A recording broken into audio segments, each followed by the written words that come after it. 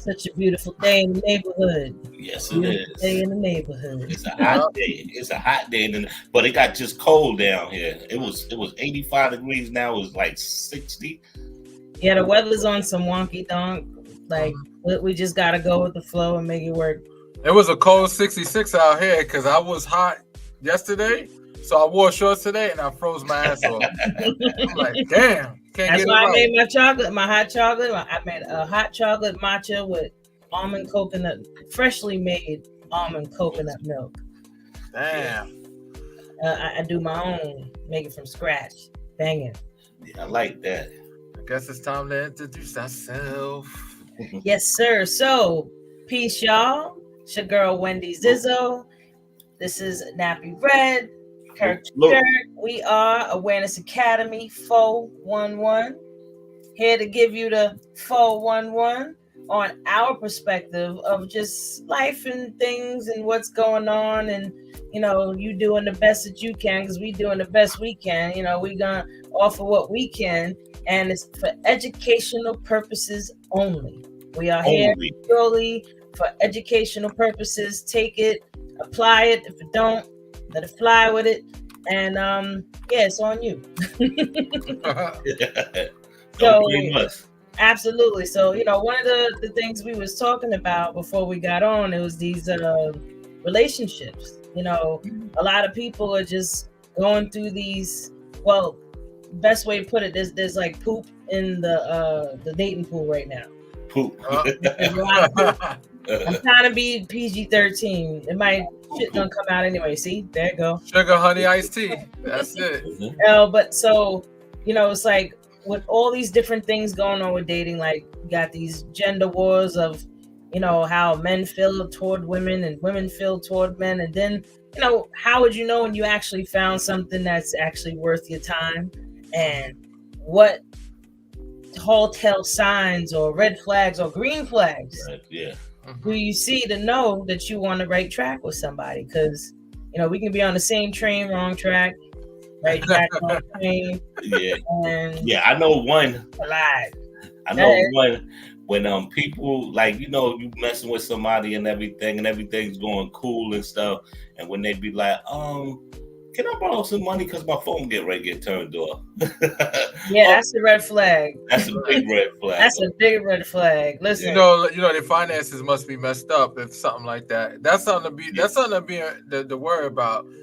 I think when it comes to this relationship situation, I think one of the most important things we got to think about is, are they financial? What's their credit score? It's important. What's their credit score? No, because you got that helps determine their agenda, like what they're really there for. Do they see a meal ticket from you, or they really genuinely like you? Also, background check. All the bad habits and stuff like that. Like, what is the bad habits? Like, getting to know somebody and give it time. You have to have your fights, because if you don't have no fights with somebody, it will never be a perfect time to marry somebody until you see how they are when they're angry. Because once they're angry, that's when you know if you, all right, I could deal with this, Absolutely. or I can't. And I think a lot of people live off that honeymoon stage, because the first couple of months is the honeymoon stage. Mm-hmm. So you kind of like ignore the red flags, or you don't see them. Or you see them and you ignore them. Yeah, you just like, I'm act like I didn't see that. It'll get better with time. Yeah. Or I could change them. Like, no. What you see? Also, if you got kids, that's another thing. How you can tell if they don't treat your kids right, or you know what I'm saying, or they, you know what I'm saying. It's different stuff when they treat your kids and everything different. Or whatever, that's another red flag. No, absolutely. No, but back to what you're saying about the credit score, and it's not necessarily about how much money you got in the bank thing. Is how responsible are you? Yes. You know what I mean? Because when somebody has a higher credit score, more than likely they're responsible with their money, with their finances, with life. With their life.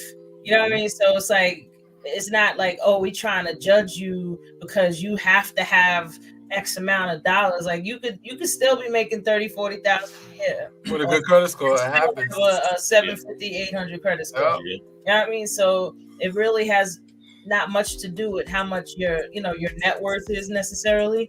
but it's how you navigate through life. Because if my credit score higher than yours, then you're gonna be looking at me one day like, so I want to get this car, and they tell me co-sign. I'm like, well, I guess you ain't gonna have a car because you ain't getting my name. You know what I mean? Like, let me hold something. Yeah, that's what I'm saying. the Like, biggest people are thing. reckless. They reckless. Yeah, let me hold something. And I think, fellas, what's a red flag if you're in a dating pool with somebody, you dated somebody and you just met them and they're already trying to get you to pay their bills? And especially, even, not saying they don't got it, because sometimes you got women that's users. They make a lot of money their damn self, but they just want all your money. That doesn't happen often, but it does. And in those cases, if they're looking for you to pay their bills right up front, then that's a red flag right there, because you didn't get to know them. They didn't get to know you. Y'all didn't do the 1, 2, 3 hokey pokey or whatever you want to call it. Yeah.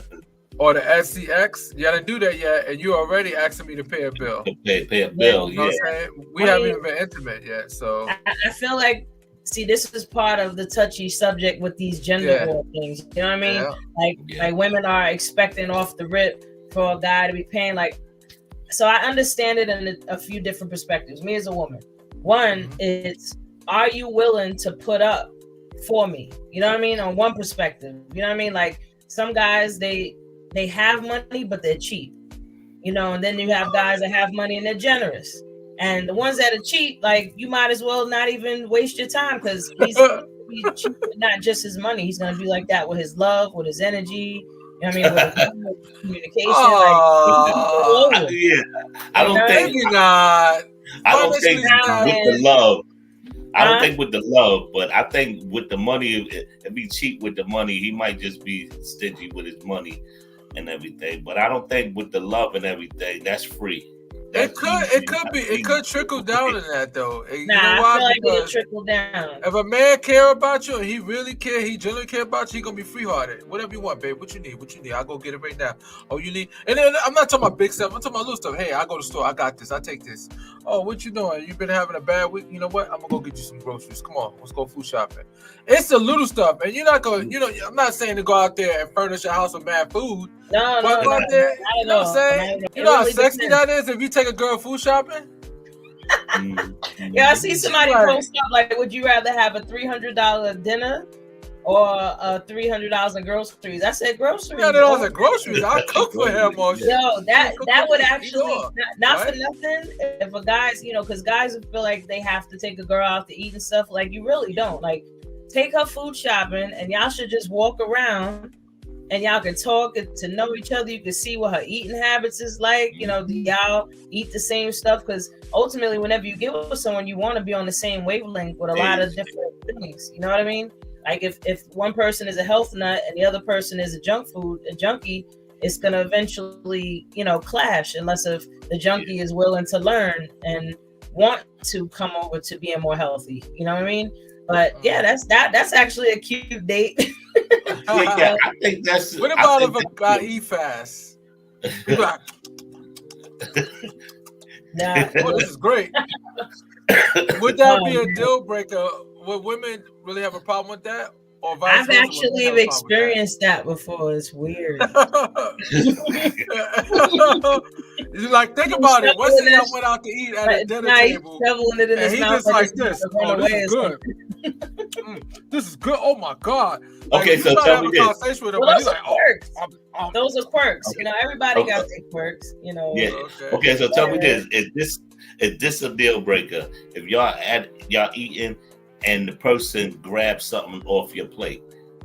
Oh, hell no. What, poo-poo? I don't know you like that. No, don't be just inviting yourself.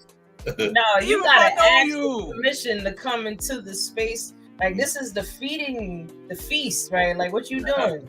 You can't come in. You like when you get too close to a dog or something, and they like, don't get too close. That's a flag right there. That's a red flag. No, that's definitely a red flag. Or somebody getting in your car and just going through all your stuff, like opening stuff, looking through things. Like, why you being so? Didn't your mama teach you not to touch things that don't belong to you? Or they in your house moving stuff around, or those are red flags later on. Hopefully, you ain't doing this in the first 2-3 days. You don't know if they trying Some to of get them your will. identity or Some of them something. will do that. You never know. They probably trying to get your identity. You never know what it is for. Okay, They just trying to find your figure your life out. They could be trying to mess up your credit. All that word, yo. But no, with the whole requirement of money thing, and for a woman and men and you have to look at it from this standpoint. A lot of women are independent, right? Yes. And a lot of us are independent not because we want to be, we have to be. Yeah. I mean, like, we have no choice. We have to take care of ourselves because this is just the way life is. Just like some men are on their own, they got to take care of themselves. Women, we're on our own, we got to take care of ourselves as well. Sure. You know, and a lot of us, and I could speak for one of them, I wouldn't mind being not necessarily a kept woman. I mean, kept wouldn't be bad, but I like making my own money. I want to be a kept woman or doing my own thing. You stupid. You know, so I know I would always want to, be making my own. But if I could truly just rest and not, know that, okay, if I really don't want to work, I don't have to, and I could just focus on my home and focus on making my man happy and stuff like that. Like, a lot of women want that traditional role in a sense. But if the man can't provide that, then there's no use. Yeah, so then she just has to do it on her own. So a lot of these guys they get mad at an independent woman. Oh, she's too independent. Like you have to. That's like you trying to get a wild animal to submit. Not calling women wild animals. Like, when you independent, you out there. You trying to tame a wild horse. You know what I mean? You trying to bring us in and break us in. It's like, hold up, boo. Like, you got to be a strong enough partner for all that. You know what I mean? True.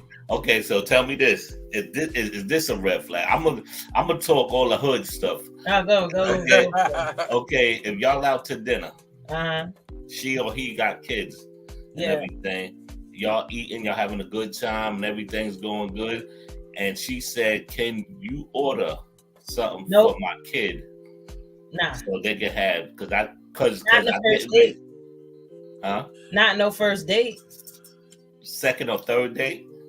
Third date. We gotta give it some. I give it third date because it's like the first date. I'm really getting to feel you out. Uh-huh. And I'm checking you out, getting to know you. That by the second date, if you want to see this person again, and if you like for sure you want to see them again, then you have to recognize they come with a whole package. What about if you take a woman out on a date to a decent restaurant, nothing expensive? She order a meal, and then on the way out the door, she order another meal to go home with. Nah, man. Nah. That's greedy. You know what? She can order another meal. She gonna pay for it herself. Yeah, exactly. Let me tell you something. I'm sad to say this is years ago. This happened to me, and I said, "What?" I said, "What are you doing?" She wanted some pasta meal, some Italian ravioli type crap. That was the most expensive. We went to a sleazy diner, and that was the most expensive thing on it. It was like $50 almost. So I'm like, all right. No. I'm like, all right. No. She can order. She like what she like. You like Italian? All right. And we in a cheap restaurant. You still manage to spend that kind of money here? All right. I'm still okay with it because I don't know your taste in food. Now, afterwards, she was trying to order some shrimp meal that was like $20-something. And I said, damn, you're a little lady. You gonna eat all that? And she's like, nah, I'm eat this for later. So I'm like, oh, hell nah. Yeah. I said, wait a second here. I said, whoa. If you wanted food for later, then you shouldn't have ate everything you had and took the rest of it home. But I asked her, I said, is it for you?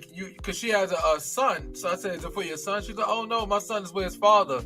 She said, this is just something for like a late night, later on and stuff if I want to get something to eat. That was something for her side, man. And I'm like... I was about to say that.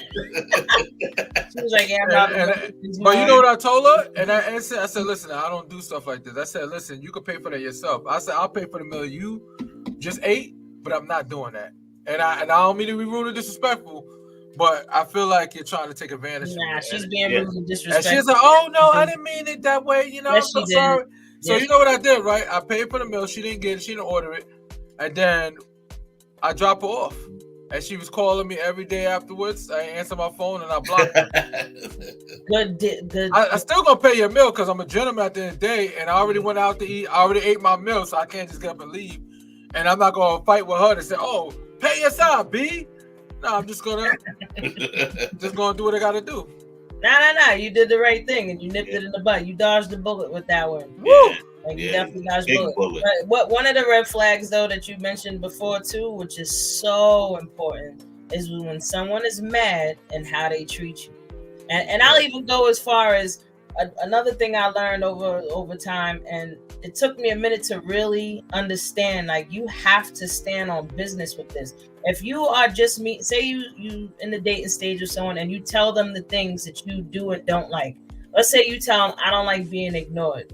You know, and if we ever have some type of disagreement, that you let me know that you need time. Don't just disappear. Like, at least text me and say like, yo, I just need a moment. You know, I'll get back to you later. I'll get back to you tomorrow. Like, whatever. You know what I mean? Just give me that respect.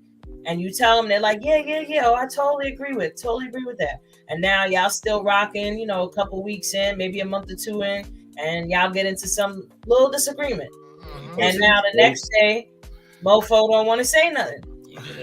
So for as a woman, the first thing I would think is something happened to you. You know what I mean? Like, if I'm not hearing from, if I'm used to a consistent type of communication with you, and all of a sudden that's broken, the first thing I'm gonna want is something wrong. That's true. So you could either, all right, wait to see what happens, or now, okay, let me check on the Instagram or whatever, see if they've been posting. And then I post it on your Instagram or post it on your Facebook. I'm like, okay, so you playing in my face right now. So, okay, I got you. So now I have to, as a woman, and this is what I mean, like, stand your ground, like, for real, is you can't fuck with them no more after that. Like, you have to nip it in the butt. I don't care how much you like them. I don't care how much you think that this could be the one. That is not the one. Because if they know you don't like being ignored, and you told them and they agreed, and then they did it anyway, and then now the next day, you know, you hit them up once or twice, they don't respond. Okay, cool. And now the next day they want to hit you back like, yeah, you know, I just needed a moment, blah, blah, blah. All right, cool. Take care of yourself. Like, you have to, because if you allow that one little thing, that's him checking your temperature. He's looking to see, or she looking to see, are you going to accept my bullshit? And then they're going to do it again in some other way or worse. And that's behavior science. Yeah, that's definitely so. That's behavior science. Behavior stay like this. It goes like this. It doesn't stay still. So yeah, teach people how to treat you. That's the most important thing. Yep. And you can't renege on it. You really got to stand on business, because that's how, one, you honor your own boundaries, right? Two, in the long run, you just saved yourself from a hell of a headache. You know what I mean? Because they might not do something right away, but they definitely will. Because they already told you they don't truly respect you. You know what I mean? Like, that's disrespectful to do that to somebody. You know, okay. So that's important. Yeah. Another thing is, would you go out, either boy or girl, if they got children's with baby mama drama? If you see it, but you think she can be or he can be the one, would you go through that drama? Nope. Nah. And you know what? I'm gonna tell you why. If I see how he interacts with her, that's how he'll eventually interact with me. Like, I've actually had a situation like that where a dude had a young child, and even if, let's say they have a child that's older than, or yet younger than 5. Anything younger than 5, the emotions are still too much still. Way too much still. 10 and up. You know what I mean? And y'all been broken up since they've been like little. Yeah. You know what I mean? But if it's that young, like, I seen him arguing with her over the phone, and I'm like, oh no. Emotional connection. Yeah. That's whether it's negative or not. Absolutely. But that's how you'll get with me one day. You know what I mean? So I'm like, get that in the budget. And remember, all baby moms are not crazy. Sometimes the man drove them there. Yeah. The man was the vehicle to drive them crazy. So now, when you see them from the opposite end, you only see the negative side about them, because of the fact that she's always on 10 because he put her on 10. Absolutely. So it's not always not every baby mother crazy. Like, first of all, people don't just jump out the window, just be crazy. No, sometimes they have situations that happen and never got fixed. It's unresolved so now shit. That's who they are now. Yeah. A lot of unresolved shit that they got. And a lot of people, what they tend to do in relationships, and this is definitely a red flag, is that when there's a problem, they don't want to talk about it. So you'll sacrifice, not having an uncomfortable situation now to now having a long-term uncomfortability later. You know what I mean? Like, a lot of people don't want to communicate. They're like, oh, if I talk about this, it's gonna get, it's gonna go left. Like, one, if you feel like it's gonna go left, then you truly need to go sit with yourself and tend to whatever's coming up, whatever this situation is triggering in you, and why. Because you can't put it on them for how you feel in that moment. Like, if you're being triggered, especially when it's intense, that's coming from you.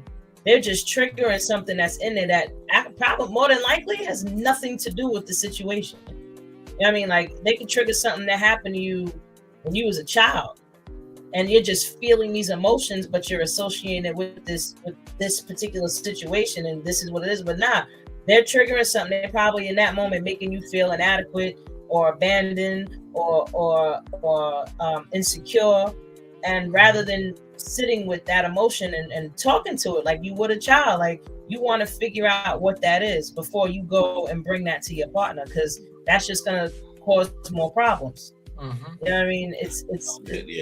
It really is. It causes more problems. Like, oh, you made me mad, or you made me this. Like, no. You gotta be, and you know what it is too? Get with somebody that's not trying to be with you because they're trying to be happy. Get with somebody that's already happy, and all you're doing is adding to the beauty of their life. You know why? Because you're supposed to be in pursuit of your own happiness. You supposed to let other people be responsible for your happiness. Because the same way they can be responsible for your happiness, if you give them that power, the same way they could be responsible for when you're angry and mad and doing all kinds of wild stuff. So you don't want to give nobody that energy. You control. You can't control what people say, but you can control what you do next. Absolutely. So it's all about keeping your mind straight no matter what the circumstances. Don't get me wrong, everybody has a right to blow up every now and then. But at some point, you got to take ownership for your reaction. And everything don't deserve a reaction. If somebody say something negative to me, it doesn't necessarily mean I have to say something back. It's no countermeasure with fire, because all you're doing is throwing fire on fire. It only goes like this. Mm-hmm. You just throw more fuel on the fire. I got another one. Say if you chilling with the man or girl, everything's going good. Now 2 weeks y'all into everything, and you find out that person takes pills for schizo or something. Ooh, are you rummaging through their medicine cabinet and Googling shit? Woo! But I'm saying everything is cool. Like, when that man or that girl is on her medicine, everything is cool and everything is good. You didn't see nothing crazy. Listen, that's totally up to the person and what they're willing to deal with. Because whether it's something as extreme as a mental illness or different quirks that a person may have, you have to choose your level of fuckery that you're willing to deal with from somebody, because everybody's coming with some level of fuckery. You know what I mean? So you have to be like, okay, how much could I actually tolerate? Yeah. You know what I mean? Mm-hmm. Now that's exactly true. That's real, because everybody, and it's the same with love. You know, you want to be with someone that loves the way you want to be loved. You can't find somebody and be like, oh, well, I could get them to love me the way I want to be loved. Like, no, they have to want to do that and do love. Love language is important. Absolutely. Love language is very important. You know what I mean? Like, if you're with someone and they're the affectionate type, that's their love language. And then another person, their love language is giving gifts. Y'all have to find a way to appease each other's love languages.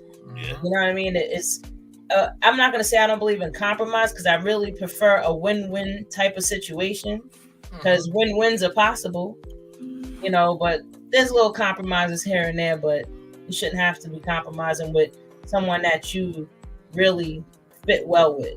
You know what I mean? But it's about how you look at it, though. I guess sometimes it's okay. If something bothers, sometimes it's good to take a different approach and just say, okay, let me reevaluate. Maybe I could change the way I look at certain circumstances. I think that's what it is sometimes. That's self-awareness right there. Yeah. And Yeah, exactly. that's emotional awareness. Like, Mhm. you know, when you recognize that in that moment you feel a way, and now you're actually analyzing it, you sitting with it like, okay, what can I do with this? You know, where is this coming from? Why do I feel this way? Yeah. What could I do to make myself feel better? You know what I mean? Like that's also self-love. So Yeah. That's, you know, like that's what 100. people say all the time, like, oh, people always tell me that I have to love myself, but nobody tells me how. Okay, let me give you a couple. One, doing that. Whenever something comes up and you just sitting with it and giving it that attention, giving yourself that real intimate attention, that's self-love. Because at that moment, the reason why a part of you is mad or upset is because you want a certain outcome. Yeah.